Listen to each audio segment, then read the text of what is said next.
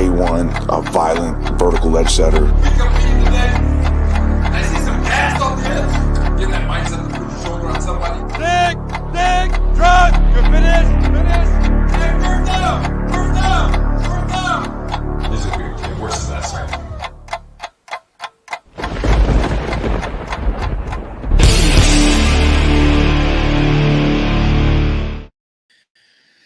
We will not talk about the thing everybody is talking about. No, we won't.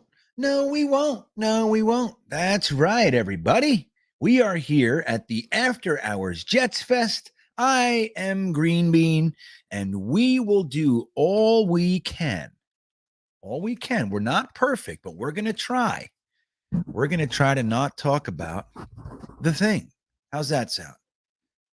Not talking about the thing that we just spent literally 2 hours discussing on the Talking Jets panel at Jets Talk 24/7 with my friends Matt O'Leary and Ryan and all of you. We talked about it for 2 hours, so none will talk about what we want to talk about except that. And the other thing I don't want to talk about happens to fall right in line. I don't want to mention the I word anymore. Too many people were talking about it. We attracted the bad juju, and I don't like it. So how you guys doing? It's good to see you. Hey, wait a minute. Is that the Night Stalker? Is that my, that is, look at the face. Hey, man. Hey, Matt, look. This is so cool. I'm happy you're here, Night Stalker. It's good to see you. Sincerely, it's good to see you. It's good to see all you guys, but Night Stalker has a special little place in my heart and it's all Jets related, guys. It is. He's a good dude. So, hey, guys, let's talk about something positive. Let's start it with some positivity, huh? Zach Wilson went 12 for 19 in the green and white, and he would, as far as Zach Wilson's part in that is concerned, he would have been 15 of 19 if it weren't for drops by receivers. It hit them in the hands, the hand action. So Zach Wilson, first time we really see him in a scrimmage environment, right? And he comes out and he looks crisp. Now, when you compare it to last season's green and white scrimmage, granted he was a rookie and all the stuff, it's night and day. It's night and day. He looks like he just might have absorbed the entire offense that they threw at him out of nowhere. Last year I said, hey, here it is. We're gonna fold you in. We're not gonna, get you nice and slow. Just here's the whole thing. And I want you to know at any given time, I can call any given play in that book. Boom. Big book. That's right. Night Stalker. It's funny because I still think of him as Herm. In my head, his name is Herm because I knew him as Herminator for fucking years, man. We talked. But I know Vafadusta. I said, you know what? I was sitting here. I just had some sausage. And I said, you know what? What am I going to do? I'm sitting here wasting time. Let me just start. So what do you guys think? Now, Zach Wilson does look as though he might be a little bit more comfortable in the offense. Now, we didn't see anything really all that crazy impressive, but it's more about him. The way that he held himself in the pocket and the accuracy, the decisiveness was really what stood out to me. It was back, and a couple of times he did not throw to his first read. He looked, covered, boom, zip, right in there. And I thought that was really cool to see, man, because when it boils down, guys, yeah, Quan Alexander, yeah, Sauce Gardner, all the stuff. We have lots to do, and it's a team game. When it boils down, if Zach Wilson plays well, our season is going to be okay. If he plays terribly, then it doesn't matter who else is doing what. We're going to suck. So it's nice to see him looking good the first time out. And to all the fans who were there, I said it in my podcast this week, just a touch envious, but not negative envious. I'm just like, oh man, I wish I was there with you guys. Congrats. I'm glad you guys had a fun night. I'm glad you got to see something positive. What do you guys think of this Tyler Conklin fella, huh? What do you think of that? Tyler Conklin, you guys know I'm a tight end guy, right? I love tight ends. I think they're pivotal to a truly successful offense. I think that especially with a young quarterback, I mean, to all quarterbacks, but particularly with a young quarterback trying to cut his teeth in the NFL, a tight end can be the most valuable asset that he has, right? Clearly, you need offensive line, you need all this stuff, but a tight end can, number one, add to the protection, but number two, it's a quarterback's best friend, man. He's blocking somebody. The first and second reads aren't there. He peels off, boom, 8 yards, 10 yards, 12 yards, just like that. That's what tight ends do. And I think it's great that the Jets finally went out there and addressed it. And not only that, week 1 of training camp and then into the green and white scrimmage, we see some positive things happening with that particular group. The tight ends, baby. The tight ends. So Tyler Conklin looks like he's coming out of the gate as Zach's best buddy. So what do we think of that? Number 1 tight end. There you go, Ryder. Ryder and Talons. PA. Tight end's looking good, right, Twisted? Yeah, man. And I like Tyler Conklin, and that was the surprise of the free agent period. We knew, we had a very strong suspicion that the Jets were going to go out there and grab a tight end right away. And what did we see just before free agency started? We saw all the tight ends that we were talking about, whether it was Schultz or Njoku or whoever it was. All these guys got franchised. There was 4. All of them just gone. So we knew we were going to go out there and get one, but it looked kind of like, oh man, who's left? I was kind of leaning toward Hunter Henry, but we go out, we grab Uzoma right away. Thought we were done, that we were going to go get somebody in the second round of the draft. McBride, right? We all talked about McBride. And then they turn around and they grab Tyler Conklin. Younger, potentially more prolific, had more receptions than Uzoma last year. Still young. I mean, think about this. If Tyler Conklin and Zach work well together and they decide to keep him here for any extended period of time, which is weird for us anymore. We don't have players more than 2 or 3 years. But Tyler Conklin is so young that he could essentially be thought of as a Jet. You know what I mean? He's only been with the Vikings for 3 years. 4. And he wasn't even playing the first, his rookie year. He was being brought up slowly. So it's interesting. Mark Riz, what's up, Riz? He says, Salah said Wilson has that dog mentality, calling out people in the huddle, saying, do this, be there.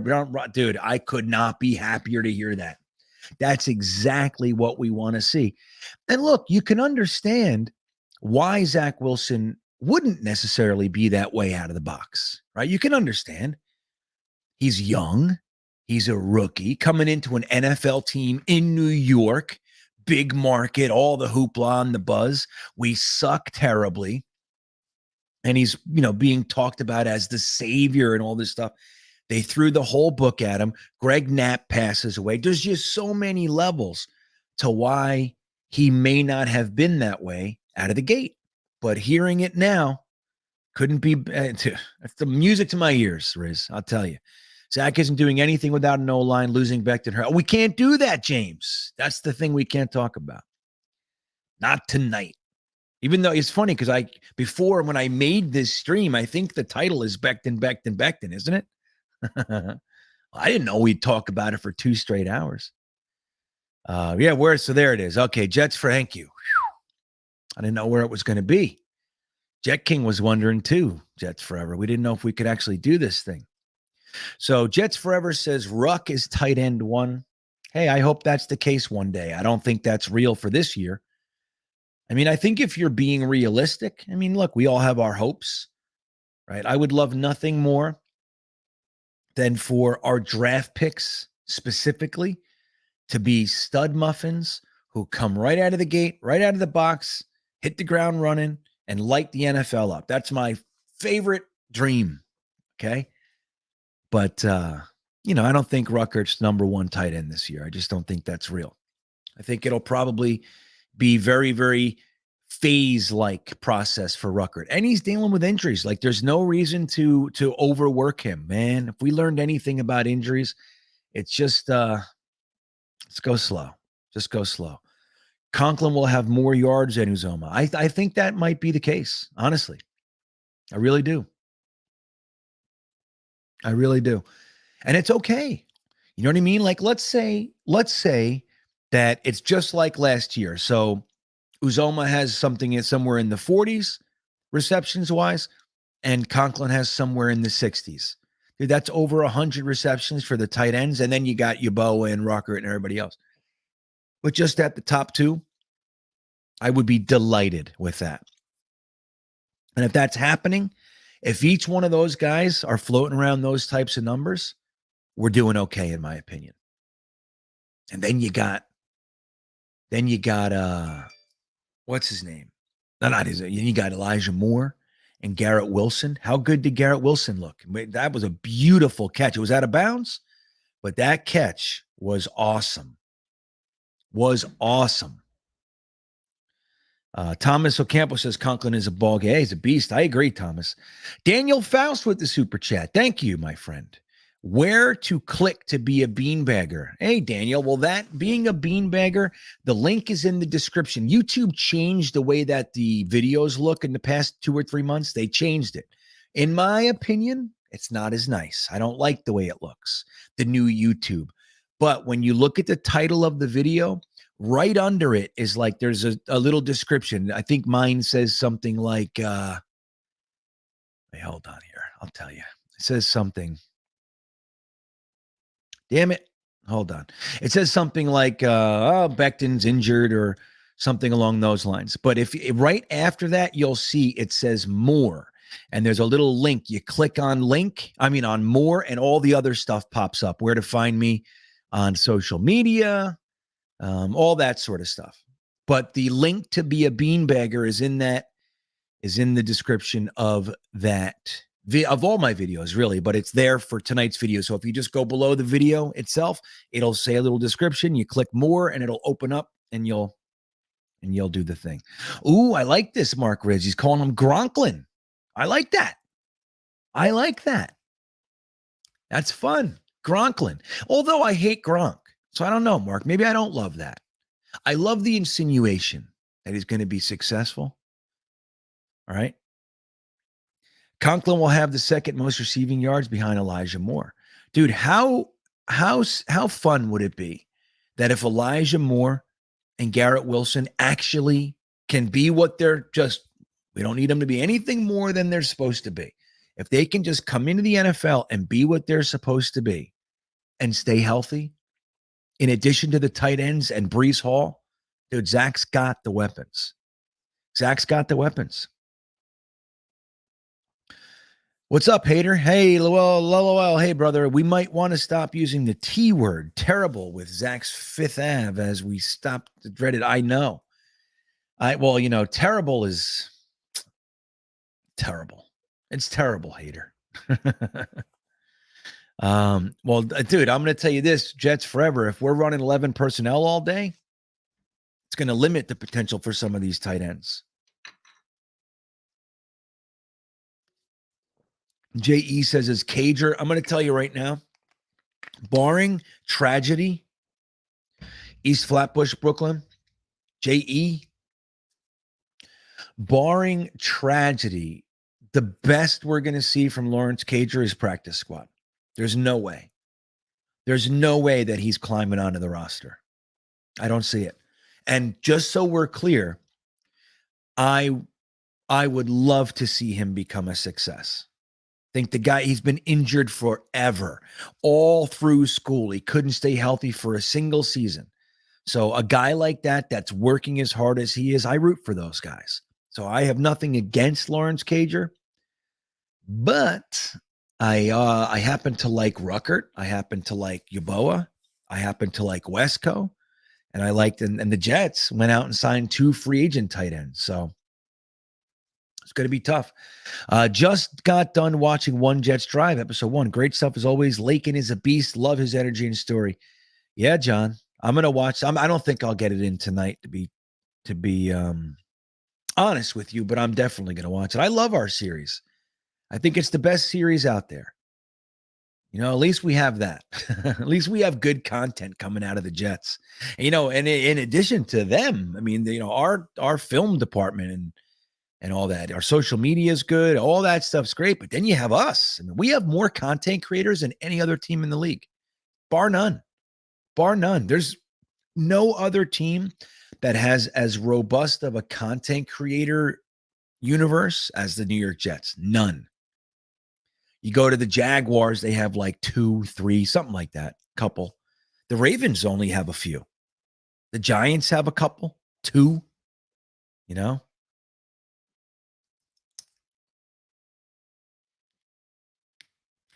It's crazy.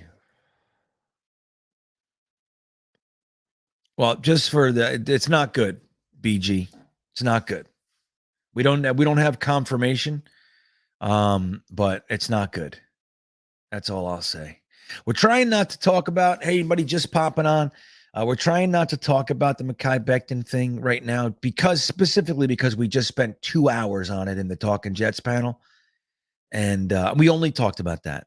I mean, a couple other subjects bled in for a moment, but it was 2 hours of Mekhi Becton talk. I'd rather get to some other stuff. Hey, Aunt Gina's here. What's up, Aunt Gina?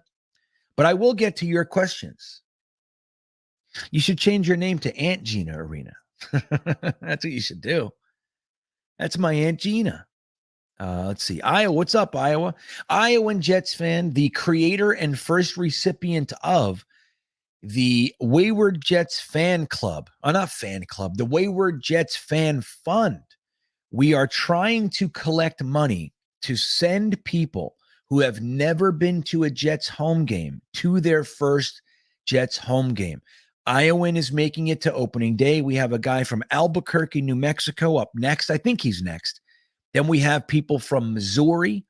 We got some New Mexico. Oh, no, Albuquerque's New Mexico. We got all over the place. I mean, we have a whole list of people. We're just going to go down the list. We're almost ready to send one more. It's really cool, man. We're taking care of airfare and or train and the ticket itself. How cool is that? How cool is that? What's up, Braden, New Zealand? How you doing, buddy? Good to see you.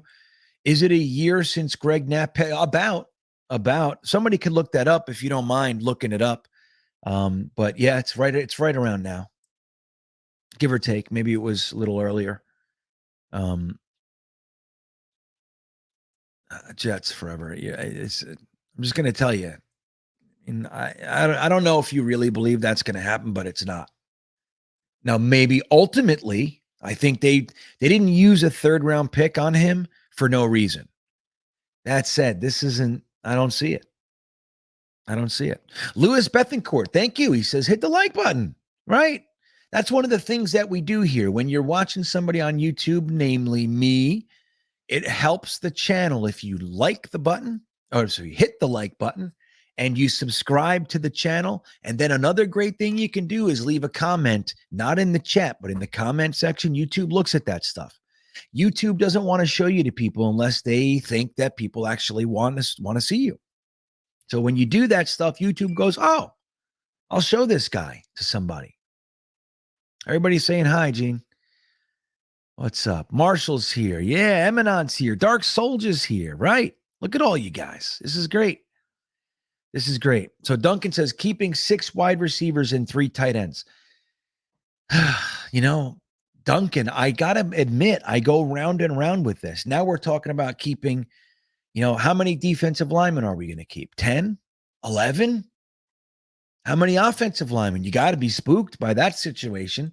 You might want to keep an extra guy around there. So 6 wide receivers, I'm going to say it's more than likely 5. It's probably going to be, maybe 6, 5 or 6 wide receivers, 3 tight ends, I think is what they want to do. I really do. I think that we're going to use plenty of 12 and 22 personnel.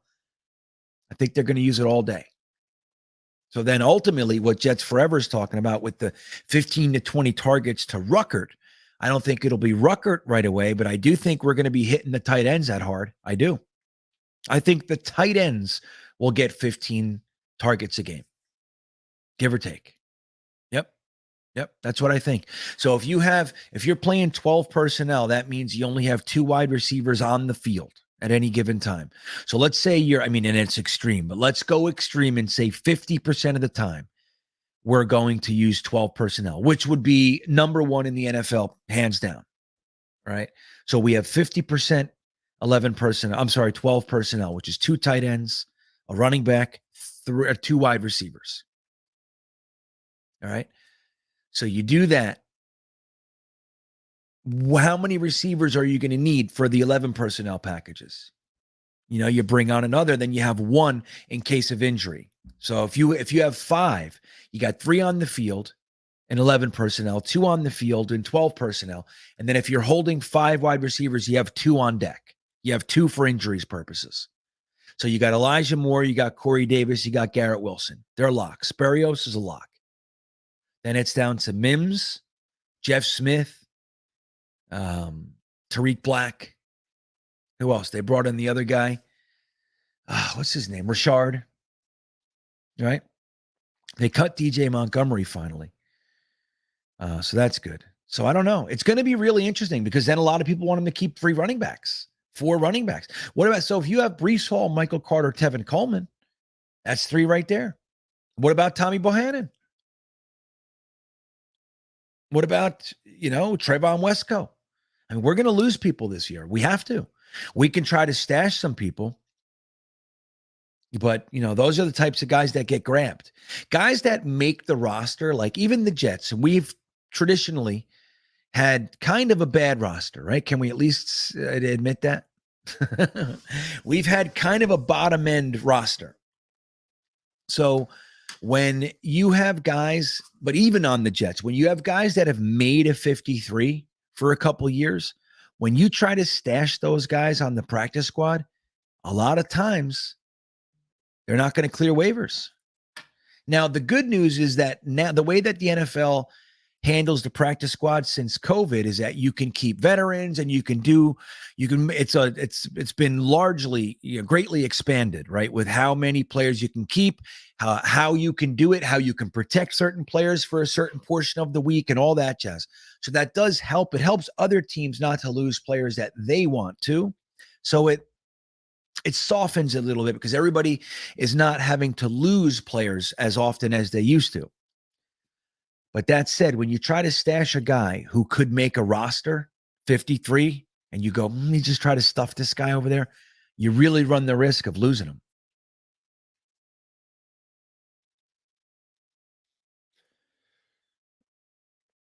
Jet King says, Conklin said he doesn't want to be called Gronklin. Well, then I respect that, Jet King, right? Don't we respect that? Say, well, then, you know what? Gronklin's off the table. Sorry, Mark Reyes. Hey, sorry, buddy. We can't do it. We can't do it.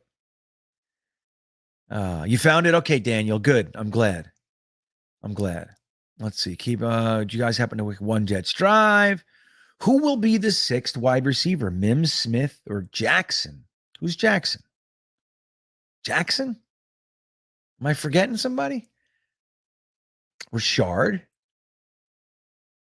Is this some guy we just signed or something? Let me see. Let me see here. Maybe I'm burning out. Let me see. I'm going to scroll down to Jackson and see what's going on. Whoops. Jackson. Calvin Jackson. That's right. That's right. Calvin Jackson. Thank you. Well, here's my thought. I think Denzel Mims is wide receiver 5, and I think he's going to work himself in over the course of the year. He's going to work himself in, obviously barring some sort of change in his health. But Mims is a stud. Now, he had that bad year last year. It just so happened to be for a rookie coaching staff who doesn't utilize that type of receiver as often as they like another pedigree. So it was a very mixed up, bad scenario. Food poisoning, COVID, it's all part of it. But I think Mims is on fire. He's a man driven. And I think that He should start at 5. And you guys know I'm a supporter of Denzel. I still think start him at 5th receiver and just make him work his way through. He's going to work his way up. He'll be the reason that we let Corey Davis go next year, and he'll be wide receiver 3 next year, or 1 for that matter.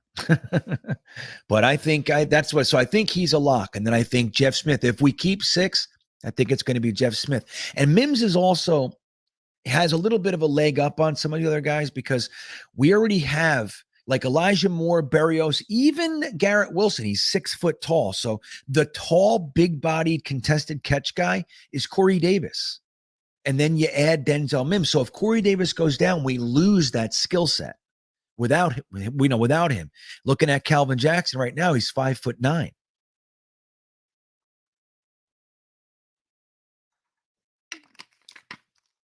Jets forever. I just can't do this with you tonight. This one. It's just silliness. It's just not accurate. I know that you like a player, and that's fine. But it doesn't mean other people are trash. And they're not trash. Conklin had 61 receptions last year, dude. That's more than a Jet wide receiver has had for fucking forever. When's the last time a Jet had 61 receptions?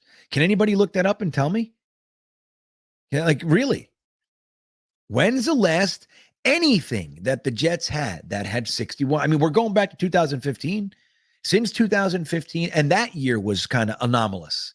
So when you go back before that, then it's 2010.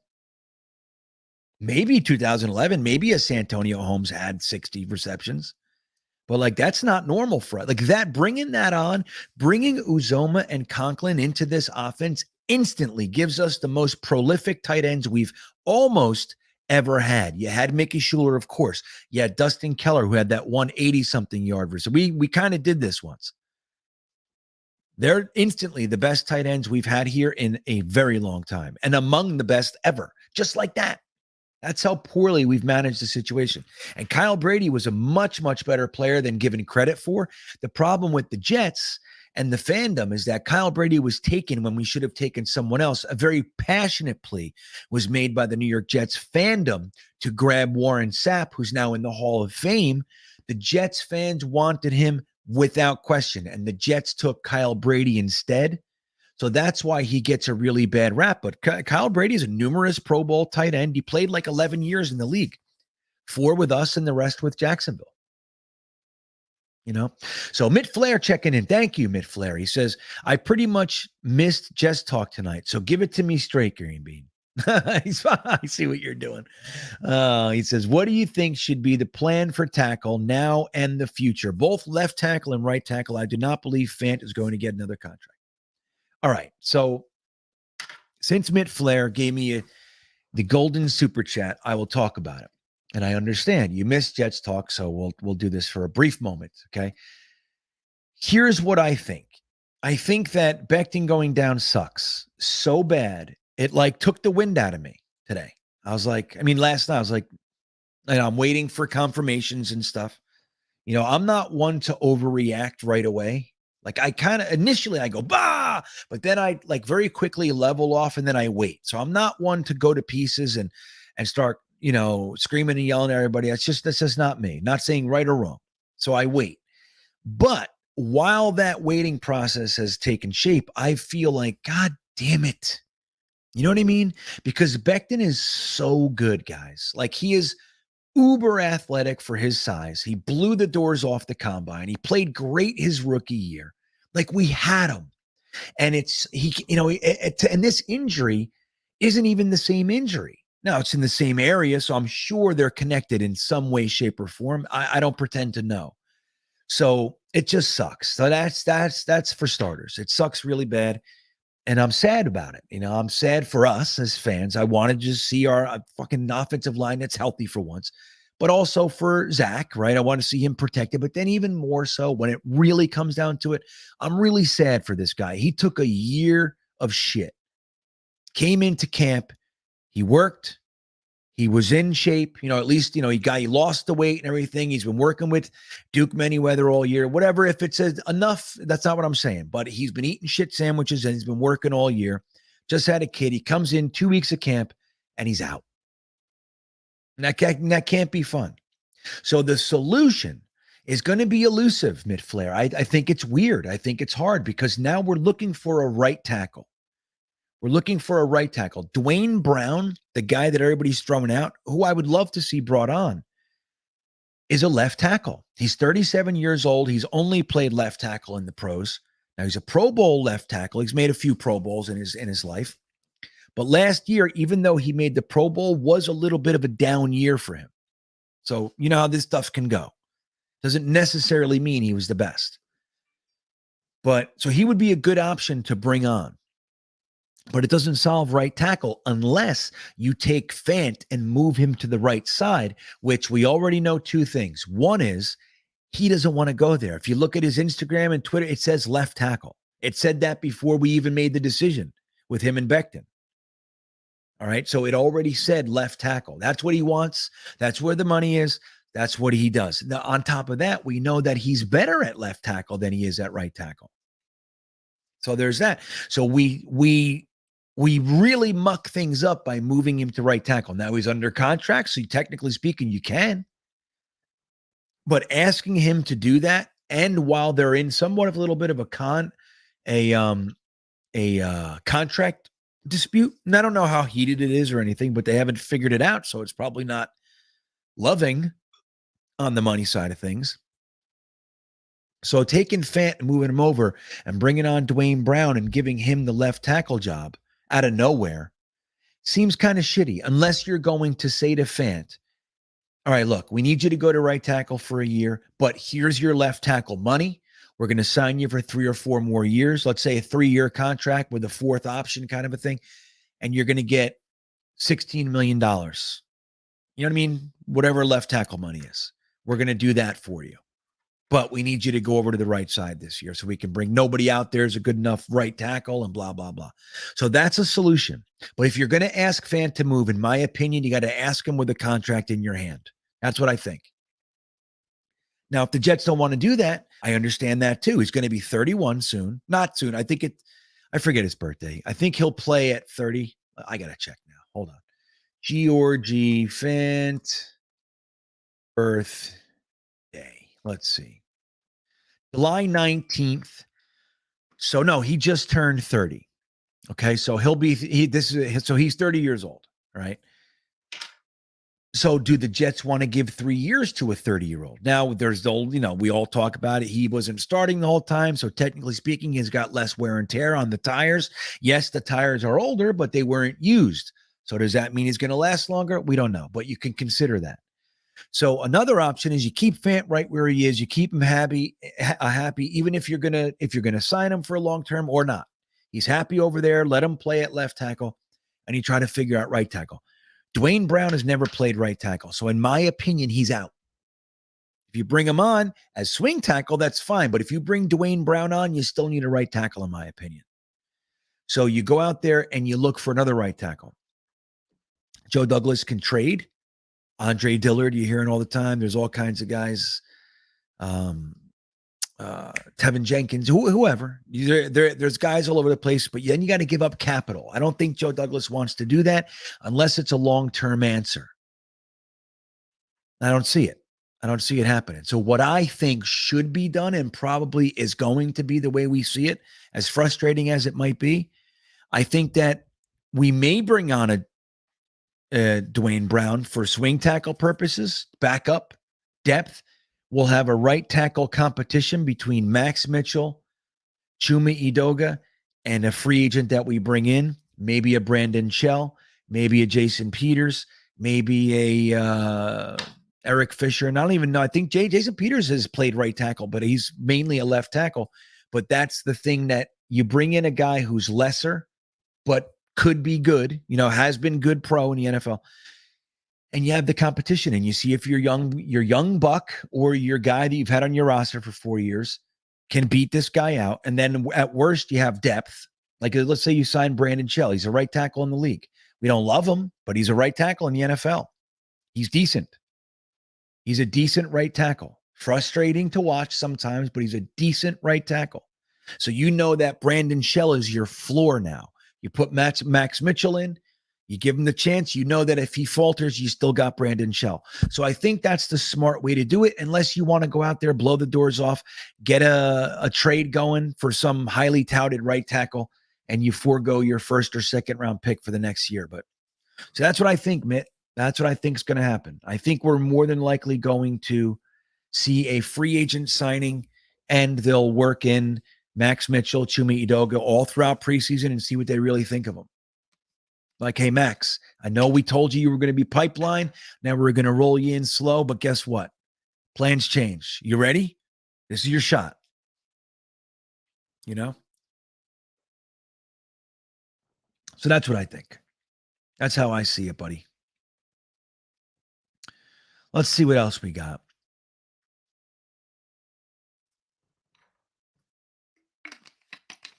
Let's see what we got here. Oh, so, okay, Dark. Thank you, Dark Soldier. So Crowder had 78 in 2018. Marshall and Decker in 2015. So, okay, we had 1 year since 2015. Yeah. And look, that 61 receptions from a tight end, that's the best wide receiver we've had. So we had that one crazy year with Decker, Marshall, and Fitzpatrick, which was fun. We had that 1 year. Outside of that, we had Crowder in 2018.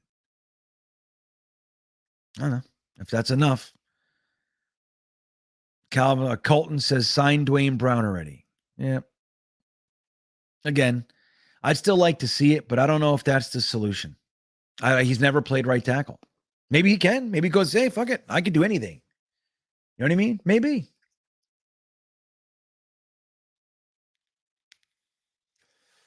Yeah, I'm sad for Becton too, man. I am.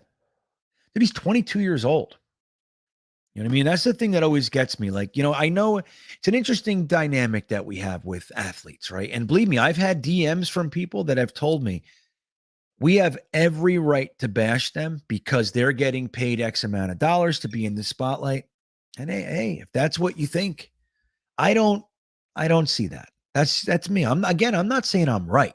I just have a side of things. I think this is a 22-year-old young man, brand new father. Like, this sucks.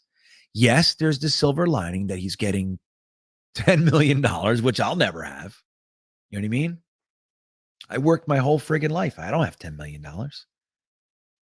So yeah, I guess if that's it. But I don't know. I think he's a human being with feelings and all that shit. This has to suck. Don't forget, he cried when that injury happened. When he got rolled on last year, he cried in front of thousands of people. He cried. He felt it. This is it. This is big. You know what I mean? It sucks. Iowan says, Buck nasty. What can I say? I don't know what the hell you're talking about, Iowa. I don't know if I should have put that one. Jets Forever says, Yeboah is better than Conklin and Uzoma. Maybe. Carl Lawson worked hard too. Totally. Now, Dennis, wouldn't it be terrible? See, we're using the word. So I'll bite. Hater. I'm not using it. You know what?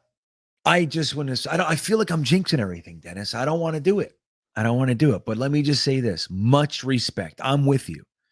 Carl Lawson is so important to this defense, not only with his on-the-field play, which is second to none, really. If Carl Lawson balls out, this is a totally different defense than if he's not there. But even more so, just like what happened, did you guys hear what he said about Sauce Gardner? He said that's not his name yet. He's Ahmad in the locker room. He's not Sauce. That's the kind of name you have to earn. That's what Carl Lawson's bringing. Last year, he was only here like a month, and he was holding court. He had the whole defense around him while he was saying stuff. He was instantly the vocal leader of that team. Even guys that were vets and here longer, like C.J. Mosley, were sitting right there watching. They were listening. He was listening too. Carl Lawson is vital.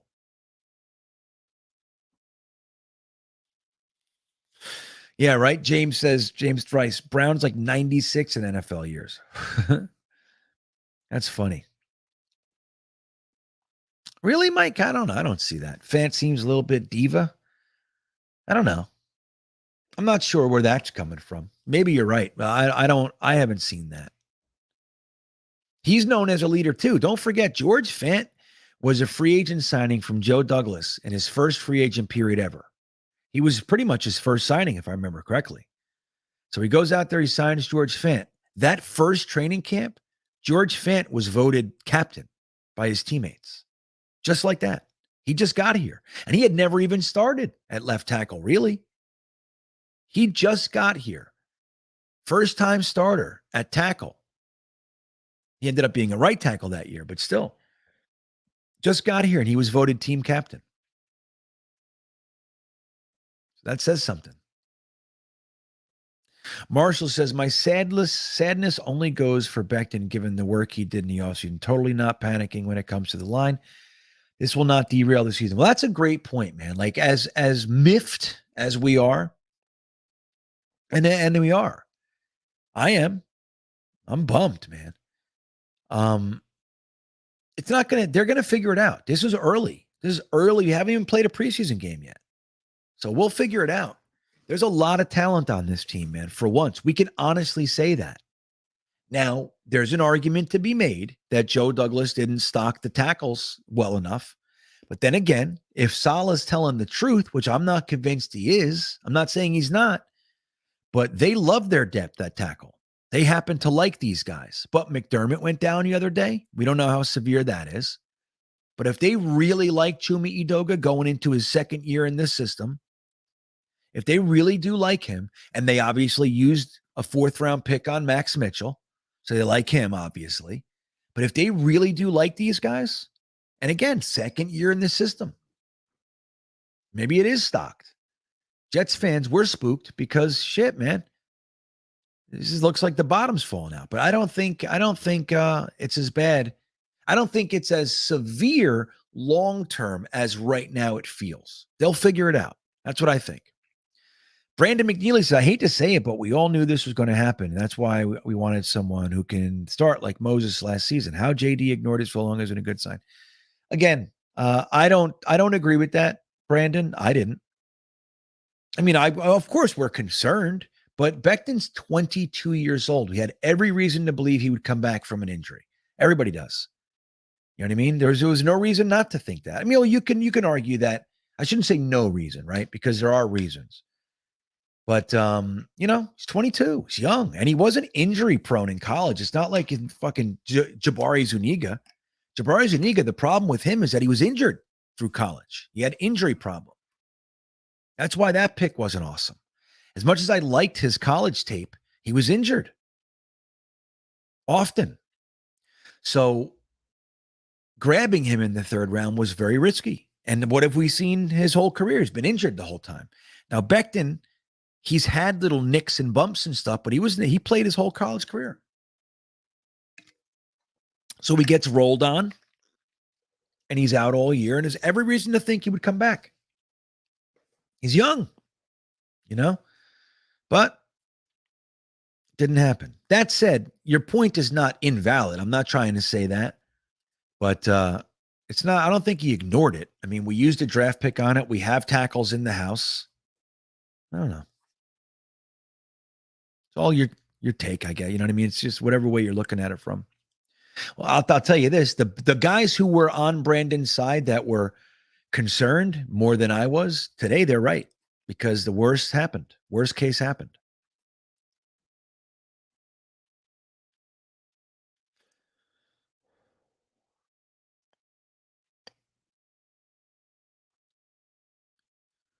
Let's see what else we got here.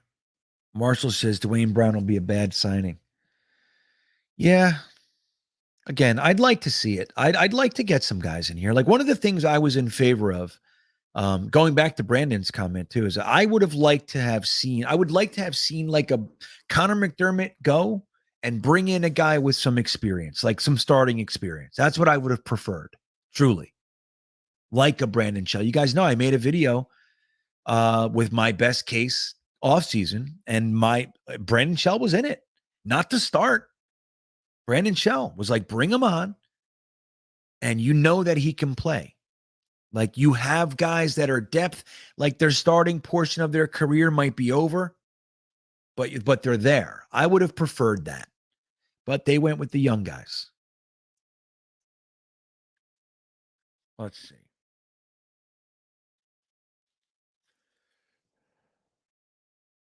Would you consider calling the Texans about? Yeah, sure. I would consider everything. I really would. And you look, we already know that Joe Douglas is that kind of guy, right? We know that. We know he's a turnover every stone kind of guy. So we have that in our favor. I'm really curious to see what we end up doing. I really am. I'm curious. My prediction is Brandon Shell. That's what I think.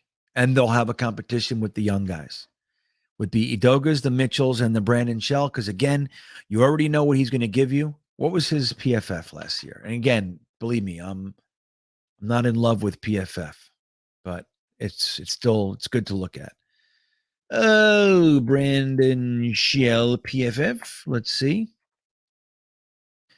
He had a 67 grade. He had 1 penalty and 550 snaps and 3 sacks allowed. So he's not terrible, man. What year is it? Is his? What? He's 2016. So this is his 7th year. I think it is 7th or 8th year. You know, Jets Forever says, "Play Max. I'm living with my youth." Well, again, that could blow up in your face, though. Too, you can destroy his career doing that. You can. You can. See it all the time. This is an interesting one, Dark Soldier. This is interesting to me. Darrell Williams is an interesting one. It's an interesting one. Now, is he fantastic? 2 years ago, I liked Darrell Williams. When he was leaving, where was he? When the Bills signed him, I wanted us to sign him. That's what I was looking at. So let me see what he looked like. Hold on. Darrell Williams. Darrell. How do you spell Darrell these days? They suck. Darrell.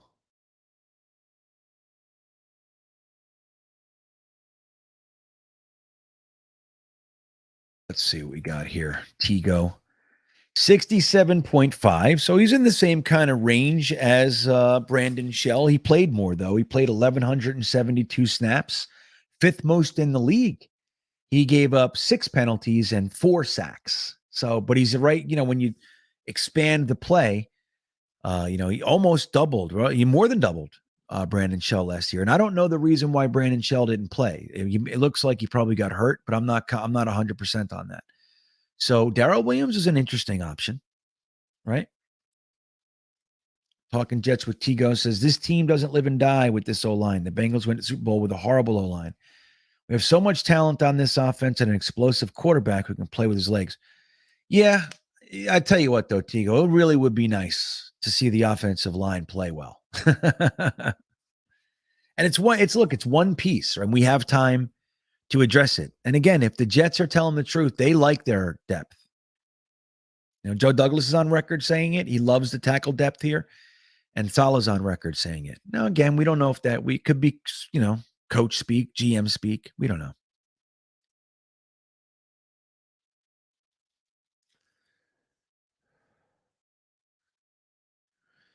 Hawk says, Carl Lawson is less important to the D-line than Becton was to the O-line. All right. Maybe. Lawson's our leader. Lawson. Yeah, I agree. And as much as I love CJ Mosley, he's not that vocal leader type. And when he tries, which he does try, he doesn't come across the same way. Like, he's good for like short 1-sentence type of stuff. Mosley's not like the guy getting everybody riled up. It's just not him. I don't know, Twisted. They took over. I think we got an influx of about 50 people that decided, no, we still want to talk about Becton. I promise I tried. They even paid for it. It's the thing. Everybody wants to talk about it. Carl Lawson is very important to the defense. We saw it last year, man. Our defensive line got nothing as far as pressure going. And because we had no edge presence, then Quinnen Williams, the other stud on our defensive line, was essentially neutralized. And then we had to move JFM really out of position. He does not have the bend to be a full-time edge rusher. Now, if they want to use him on running plays on the edge, like Connor Hughes was saying when he was on the show, okay, I get it. That's an idea. I would rather see JFM inside playing 3-tech next to Quinnen Williams with two elite style edge guys that can play 3 downs. That's what I'd rather see. Jermaine Johnson can be that. He's a very, very strong run game guy. You know, he has, that's part of his game, man. It's actually the stronger part of his game. So if he can play 3 downs, and maybe not right out of the gate, maybe they don't do that. But I would love to see that. And you rotate guys like Jacob Martin in with them.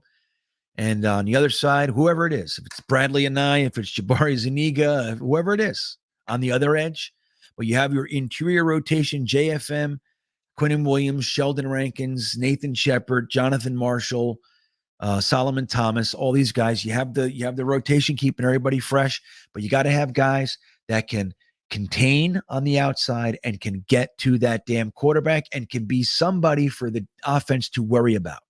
If you're going to focus on Quinnen, Carl Lawson's going to kill you. If you're going to focus on Carl Lawson, Quinnen's going to get you.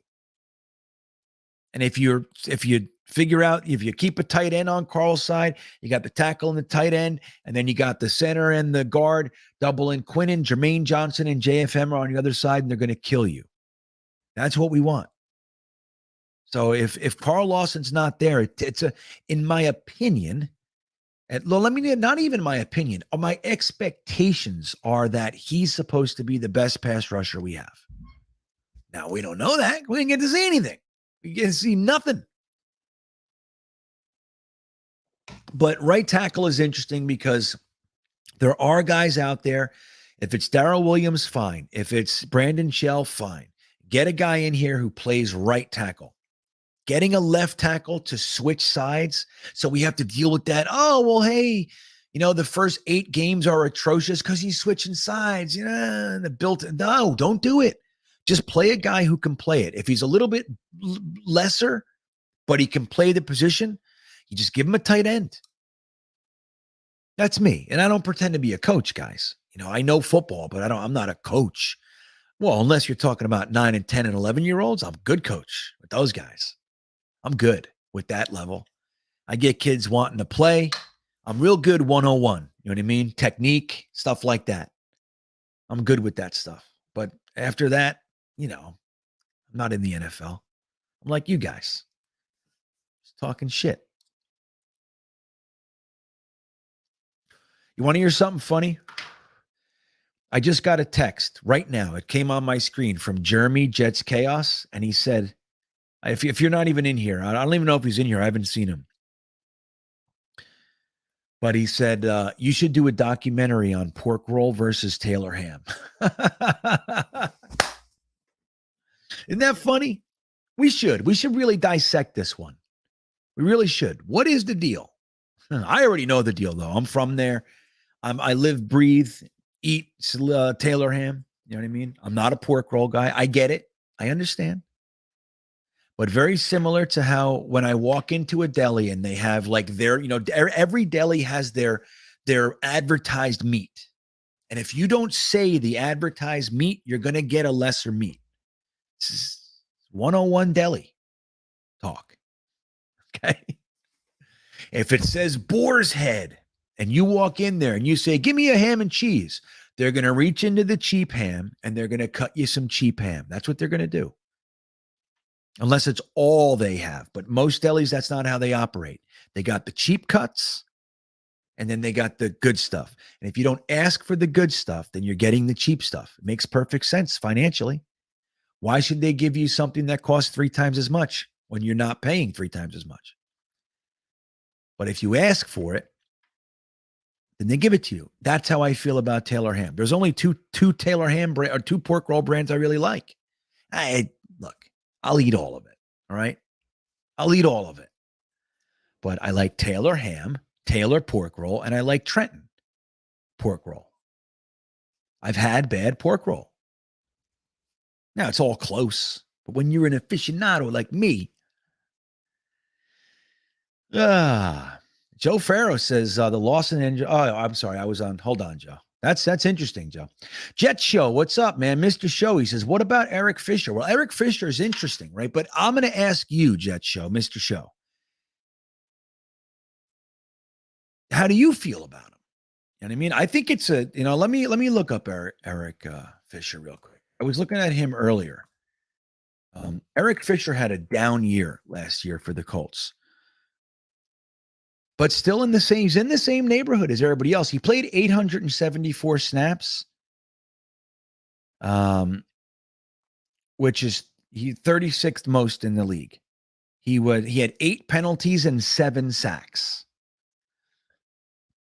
7. See, how is he in the same? This is where PFF blows my mind. And I get there's so many tiers to their stuff. But Brandon Shell gave up 3 sacks. This guy gives up 7. Their numbers are kind of in the same ballpark as far as, and one's 67, 168. Like, I don't understand.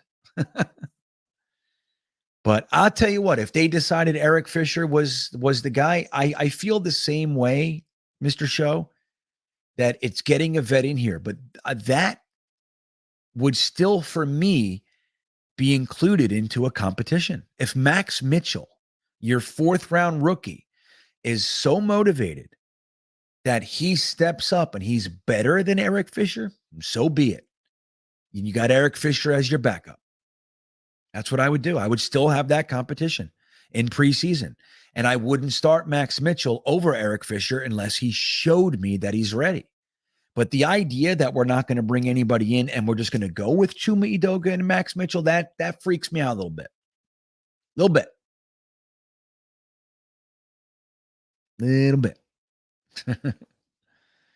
Let's see. Paul Mancini. I just saw something. Where was it? Yeah. So, yeah, right. I mean, there's lots of moving. I was saying this on the Talking Jets panel before.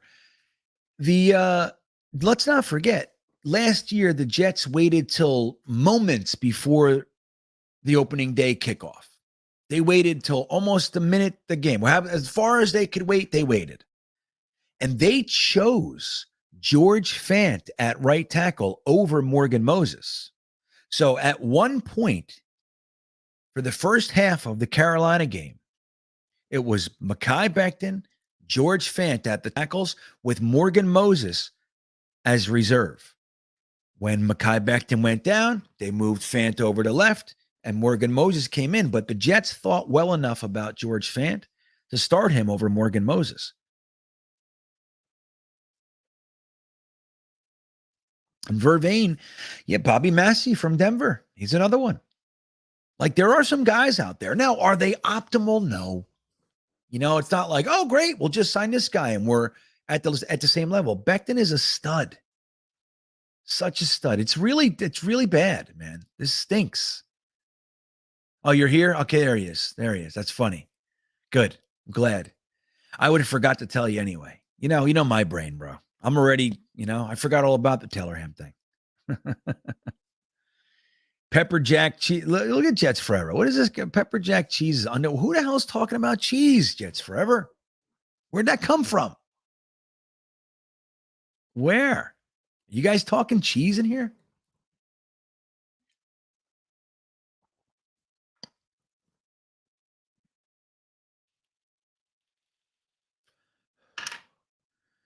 Yeah, Modine. But he just showed his hand, though. He's not really a Jets fan because he says "your." See that?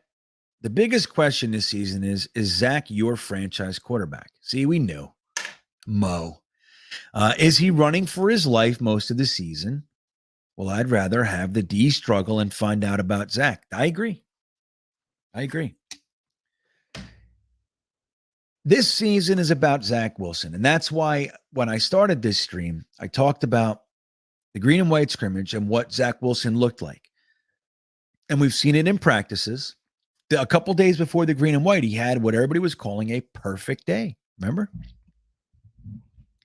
He had a perfect day. Then he went 12 for 19 with 3 drops. So really 15 for 19 with a touchdown and a pick. So if he played all day, let's say he played, let's double it. So he's 24 for, I don't know, 38. And let's say without the drops. So now he's 30 for 38 with 2 touchdowns and a pick. I would go for that. It's all about Zach Wilson, man. It really is. It's about him. And again, if this guy is our franchise quarterback, which I happen to think he has all the tools and the brain to do it. He's got everything. He's got everything you want. The only thing that can happen to him is that we ruin him somehow, like we did with Sammy Boy. Now, whether Sam was going to make it, we don't know. But, please, we did that kid no favors, man. None.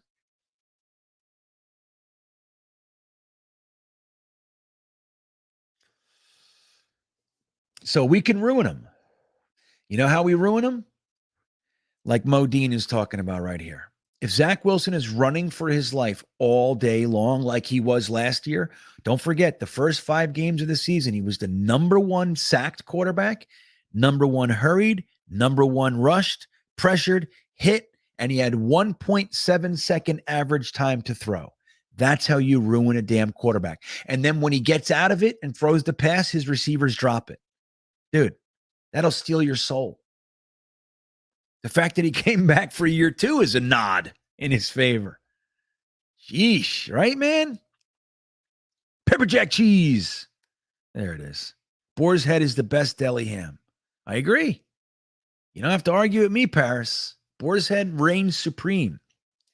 But I will say that I have no problem consuming Thumans. I like Thumans.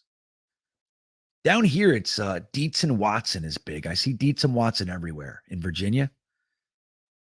It's weird. Look, Dom C's in the house, everybody. Put out a good article today, guys. Again, sadly, he was writing it about the swing tackle dilemma. What options do we really have at swing tackle? But it's even more applicable, arguably, than it was in the first place. It's an article. It's at GreenBeanjetsfan.com. It was released today. And it's good. Let's see what he says. He says, I'm all Mekhi Bectoned out, GreenBean. Your thoughts on the DBs? Who makes the final 53? Who doesn't? Who is the big surprise? Either good or bad. We'll get to that in a minute, Dom. I want to talk about Becton real quick.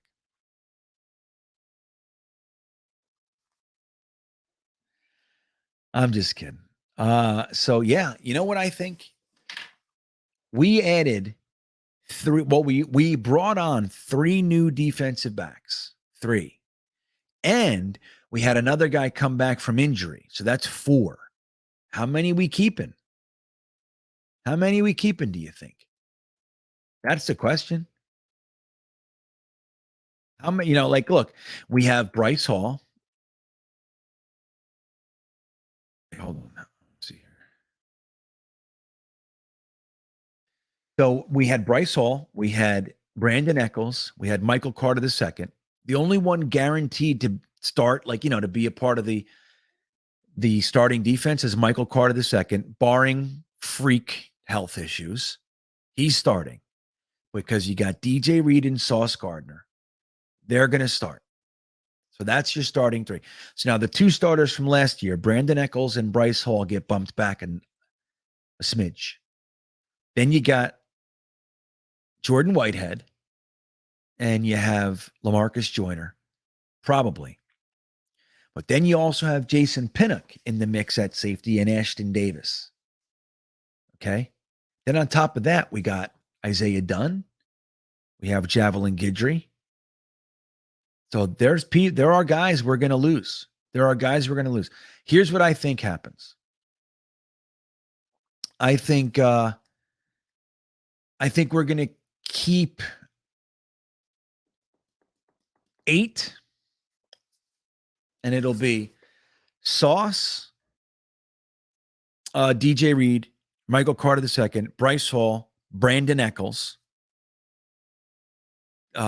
Jordan Whitehead, LaMarcus Joyner, Jason Pinnock, with Ashton Davis in the mix. That's what I think. 9. But then you got Justin Hardy, dude. Don't forget about Justin Hardy, special teams. Oh, my whole plan's up in the air now. So it's crazy. Like, when we think about keeping all these guys, we want to keep 10 defensive linemen. You want to keep 10 defensive backs. You want to keep 4 running backs, 5 tight ends, like 6 wide receivers. It's like, it's tough. That's why you have to decide on what you're really doing. What offense are we? What are we really running here? Because if you're a 12 personnel heavy offense, you're still going to use more 11 than anything else, most likely. But you're a 12 personnel offense heavy. That means you don't need the 7th wide receiver, even considering special teams. You might even not need the 6th if you're really doing that. Of course, you got guys on the practice squad that can come in, but you're using the roster spots for 5 wide receivers. And then, if you want to have if you're going to be a defensive rotation heavy team, then that has to affect either the linebackers or the defensive backs. So it looks to me like the Jets have made the decision to be front and back end heavy, Dom, and the linebackers are taking the hit. That's what it looks like to me. So we got CJ Mosley, we have Jamie Sherwood, we have Quan Alexander, and we have Hamza Nasruddin. Am I missing somebody? Oh, and Quincy Williams. So who's going to go? Hamza's going to go to the practice squad. Unless he shows up and pushes Quan off or something. I mean, I don't know. A lot of times teams will keep 5 and 6 linebackers. But I don't know. It's going to be really interesting. Jets Forever says, buy Hardy, buy Dunn. Yeah, I mean, I don't know if Isaiah Dunn can. I mean, Javelin Guidry. The reason Javelin Guidry has like an inside track to a roster spot is because there's nobody else really that can be considered a nickel cornerback. Now, can Bryce Hall play it? Can Isaiah Dunn play it? It'd be really nice to be able to have that guy that can very easily go outside to inside. But the problem is, like, they tried Guidry on the outside last year. He got torched. He tried it the year before too, by the way, and he got torched. I know they like Javelin. How do you not like his speed, right? But I don't know. We're going to see some very tough cuts this year.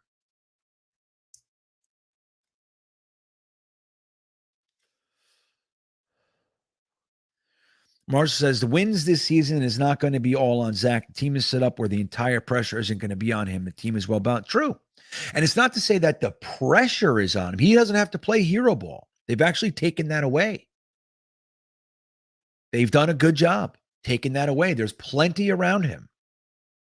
But it's all about whether or not he can have the time to function within that. That's first, man. Yes, Zach has the legs to move around and escape, and it's great. I love that he has that, and he legitimately has that. He is slippery, man. But if we can't protect him and give him that peace of mind inside the pocket, if he can't trust his O-line, then we're in trouble.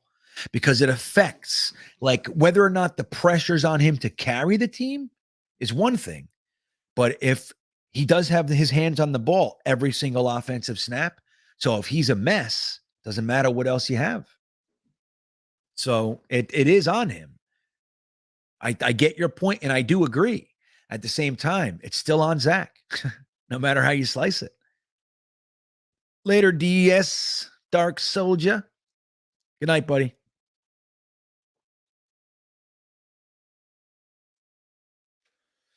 Gangrene says, all the McGovern hate when he was our best all-around lineman last year and one of the best centers over the second half of the season. Yeah, he was much better the second half of the season.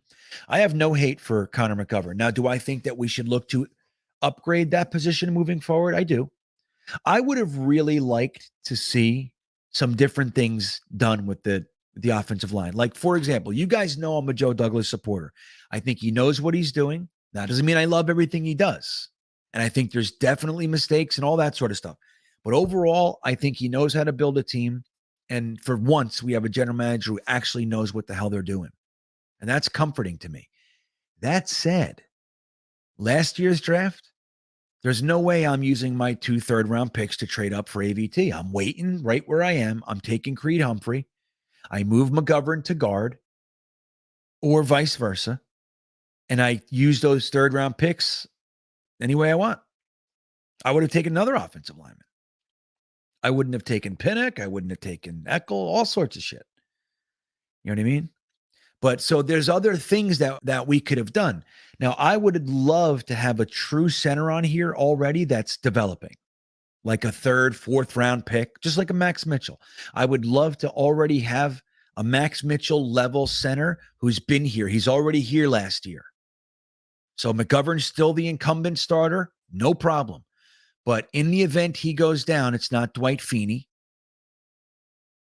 And when he comes in, it could just mean it's his time to start for the next 10 years. That's what I like. Now, I think Joe Douglas is doing some of that. But I think people are very harsh with McGovern.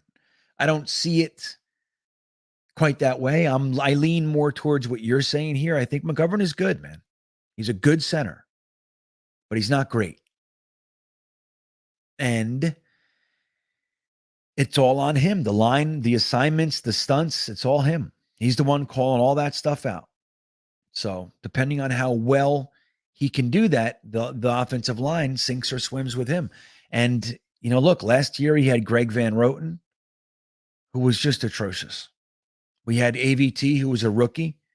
The whole offensive line was lost in this offensive line scheme. The first half of the season, man, they were lost. The whole offensive line. Now, the second half of the year, look, PFF rated them the 11th offensive line in the NFL. And McGovern's a big part of that. Escapability, right. There it is. Elite escapability, Joe. Elite. Sauce.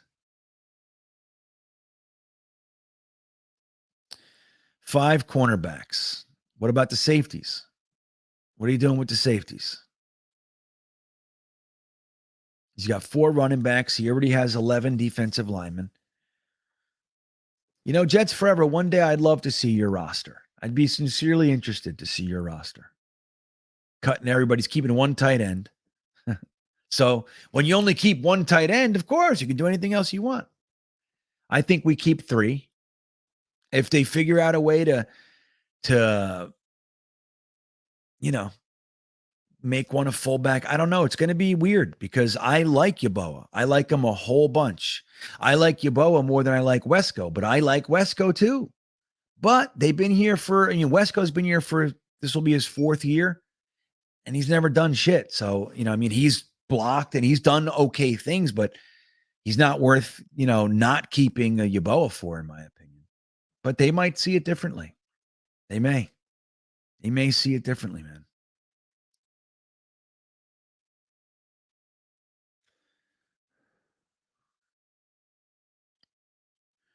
Modine, that is so not the truth. It's not even worth putting it up here. But I did, just so I can say that is so not the truth. It's not the truth. Oh, gosh. We're a funny bunch. You told me 11, buddy. Okay? You told me 11. That's what you said. I remember. My brain is always good with remembering things. Always. All right. Ablab Studios, thank you for the super chat. He says, sorry, just logging on. Losing Becton equates to how many losses? Does your record prediction change? Ooh, that's interesting, guys. We had all the people saying that we were going to win, 10 games. Does it change? Is Becton that important? I think he is. I think the position is. Now, it's not to say that you can't find someone that can play it, but having that right tackle is important, man. Like, let's not play games here. Let's not all of a sudden change our ideas on how the game of football works because we want to spin it positively. You guys know I'm a positive guy, but look, right tackle is fucking serious, guys. Right tackle is serious. And losing our starter, especially a guy who can, in Baldinger's words, just last week, collapse the entire defensive line by himself. It's not good. I will say this. My prediction does not change, though, because I think the Jets are a 7 to 8 ball bouncing the right way, 9-win team. That's what I think. And I'd be very happy with that. Unless the losses are blowouts. I don't want to see that anymore. I'm done with blowouts. I'm done with them. I don't want to see it anymore. That shit has to stop. Lose games, fine. Stop losing them 45-3, 54-10. Like, that stuff has to go. So I would say my prediction doesn't change, Ablab. That's what I think. My prediction is the same. And I also think the silver lining with this whole scenario is this. It's early, and we have a nice chunk of time. It's not a week before the season. That is when it gets rough. When it's a week before the season, and all of a sudden you got to go back to the drawing board. Now, hopefully the goal is to never have to go to the drawing board. You go, next guy, come on, up. That's the goal. When you're here a while and the whole team is yours for a little bit, you got the coaches here for 3, 4, 5, 6 years. Everybody's here. That's the way it's supposed to be. It's like the Steelers. Most of the time when the Steelers lose somebody, the next guy that comes in, he's ready to go. Ravens are the same way. They lose C.J. Mosley. Next guy comes in. Udon. Not exactly the same, but he comes in, lights it up, gets a huge free agent contract. Who's next? Next. That's the way it goes over there. And that's the way it has to be here. That's the way it has to be here. Now, this season, when we have losses, because we're going to have them, right? They have to be the kind of losses where you can see the team is coming together. They're just outmatched, or they're just immature. They can't close it out. It's a tight game in the fourth quarter, 6 minutes left, and they lose composure, like those kinds of things. That's not the worst thing in the world. Like you have to understand that that's a lot of the time part of it. That's part of the growth. Salty Nuts, he says, our blowout days are over. We'll be very competitive this season. That's how I see it. I still do. And to get to Ablab, I really don't, as much as I think this hurts, I don't feel that my record prediction changes. Then again, I'm not one saying 10, 11 wins either. I would love to see 10 wins, guys.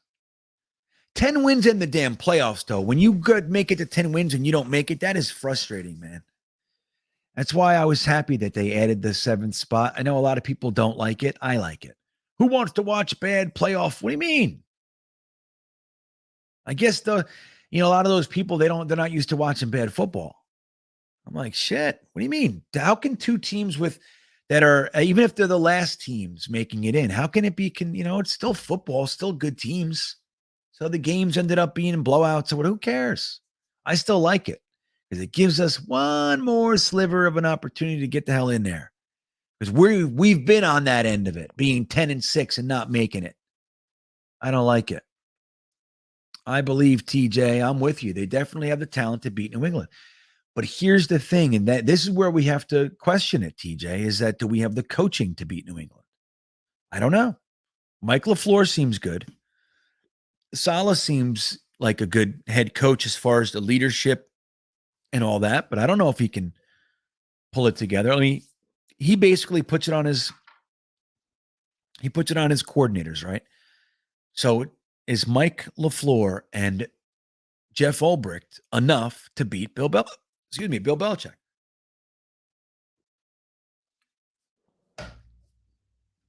Now, if you have superior talent, it makes it a little easier. But they'll scheme the hell out of your quarterback. They'll do it. They'll trick your defense. That's what they do. They know how to do that.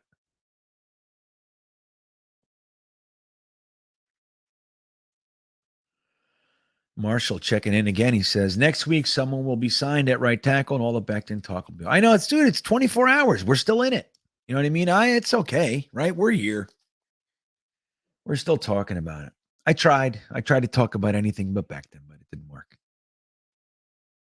Almost every super chat had to do it back then. What am I going to do? It's TJ responding to me, says, I agree 100%, but let's not pretend New England is the same beast of old. No, their rosters are, and they're making some what look like mistakes. But the interesting thing is that Belichick has made if you look at over his draft, we did this a couple times and over the past however long number of years. You look at all the picks on that Belichick has drafted. Don't forget, this guy gets anywhere from 2 to 4 compensation picks every year. There have been years where he's had 3 additional thirds. Okay. So this guy, he gets more swings at the draft than anybody else. And there are so many misses, so many. He had Tom Brady to cover it, and who was taking less money too, by the way. And he had his coaching brilliance, and he's had coaching staff that have been, Josh McDaniels has been with Belichick forever. He's now the head coach of the Raiders, but he's been there forever. So when you have that continuity, like Belichick, he's been running that team since, 2000, 22 years. So anybody coming on, they're just one piece into a very established system. So it's obviously a lot easier. Now, us with our talent being more so, hopefully, it looks like it, right? On paper, I think you're right. Well, we don't know what we got for him. He could come out and go, I'm gonna crush these guys. And look, last year he did. Now we all rookies and everything, but he had a new quarterback too.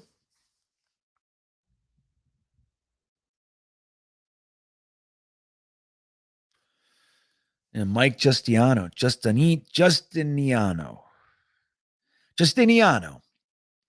He says, does AVT move to tackle because we have better guard depth? Well, I was talking about that before. That's definitely something to consider.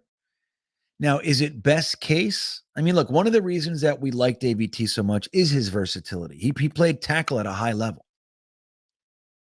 And he has that in his pocket. But here we are with a young guy. He played left guard his rookie year. We already moved him to right guard, so he's already playing a different position. You move him to tackle for a year because our guard depth is better. He's not as good of a tackle as he is a guard, especially at the NFL level. At least that's the thought. So more than likely, you'll move him to tackle. Next year, you'll draft a tackle and push him back to guard. So that would be 3 years in a row that you have him playing 3 different positions. It's not optimal for starting a young player's Pro Bowl career, all pro. Like, we're hoping he's a perennial all pro. That's what you don't trade 2/3 to move up. What was it? We were at 23 to 14, so 9 picks. We moved up 9 picks. We used 2 third-rounders to do it. We got a 4th back too, a late 4th. So that helps. But we used 2 third-round picks, high thirds, by the way. I think it was 66 and 86. So good picks. We used 2 picks to move up because we thought he was a perennial Pro Bowler, potentially all pro.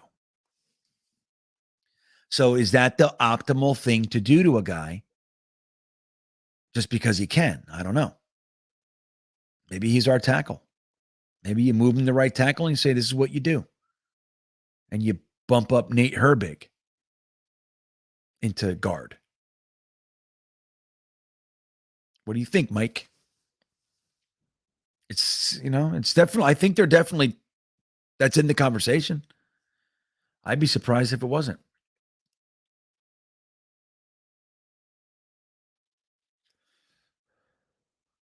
Slaugo says JD will come through. Might have to wait till cuts. I agree too. As sad as I am, I believe that. I think so. I trust him. Again, I think he knows what he's doing, man. Doesn't mean he's going to be perfect. And you have to include, too, like the 2020 draft class. As much as I loved it because it was the first draft that made sense to me in 10 years. Really, since 2000, really. I mean, I've been obsessively watching Jets drafts since 1994. That was the first draft I really like kind of dug into, the Marvin Jones draft. And I've watched just about every draft. There was a couple years there where I was really messed up on heroin and crack and shit, so I couldn't pay attention to the same degree. And the information back then was much, much different. It wasn't like we have now. Anybody can be a GM online now. You just go on there, you take a few hours, you study up some names, and you can talk about whatever you want, right? It wasn't like that back in the day. You had to piece things together from all over the place or watch a whole ton of football. There was no Game Pass, none of it. So it was very different. So when I say I was obsessively watching the draft, it wasn't anywhere near what we do now. But I've been watching the draft with peaked interest since 1994. I haven't seen, there were so many drafts by the Jets that did not make sense on any level. Like for what we needed, like it looked like somebody who had never looked at our team was drafting for us. Dick Steinberg had some good drafts back in the day. He was another one too. As much as I like Dick Steinberg, and he put together some really great teams. Really, really good teams. But he was also, he had the Blair Thomas. He had some big old flubs. But Rich Kotite was our GM. After Dick Steinberg died, we just kept Rich Kotite as the GM. He sucked. Although, I mean, look, Kyle Brady and Hugh Douglas was not a bad first round. Really wasn't. And he also took Keyshawn Johnson, too, at the next year. So by comparison, he wasn't even that bad. But let me tell you, man, there was so many drafts. The Mangini years were the best. The Mangini Tannenbaum years were the best. The Tanny Rex years were garbage. Garbage, man. And the Rex Idzik years were garbage. The McCagnon years were garbage. So we got used to watching these drafts they made no sense. Like, why? And then even when they would take the position you want, then it was like, why him? He's like the 5th rated guy. Out of all the, I mean, I used to be on Jetnation. Like we would sit on, Jetnation had a chat, like a live chat.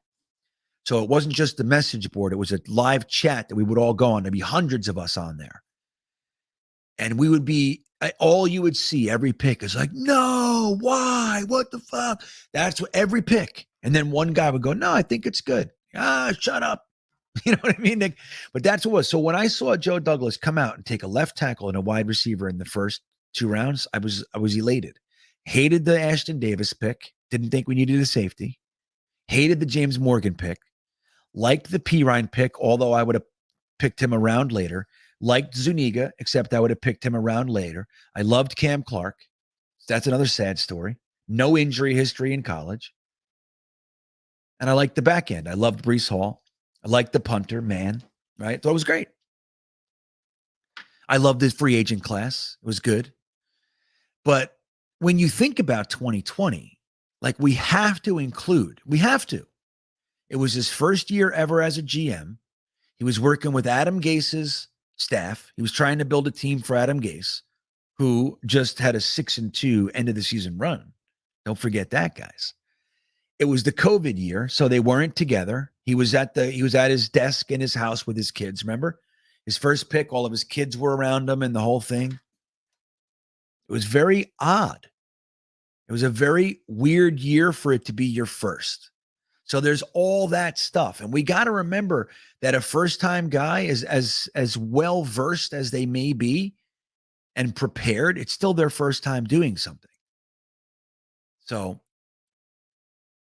but all those things considered, I think he's done a bang-up job, man. It made sense to me. Even trading Jamal and Leo and Sam, like it all made sense. Made a ton and look what the capital he's got. Now, if the players all end up being busts, like if Becton is officially a bust, he's still not.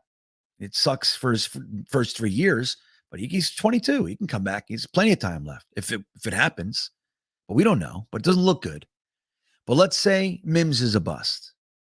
Let's say Aston Davis is a bust. We already know Cam Clark is a bust, right? Let's say that Elijah Moore gets hurt, and I don't want to win. I want to jinx myself. But let's say that anything can happen in the NFL. But it makes sense. You can see that the guy knows what he's doing.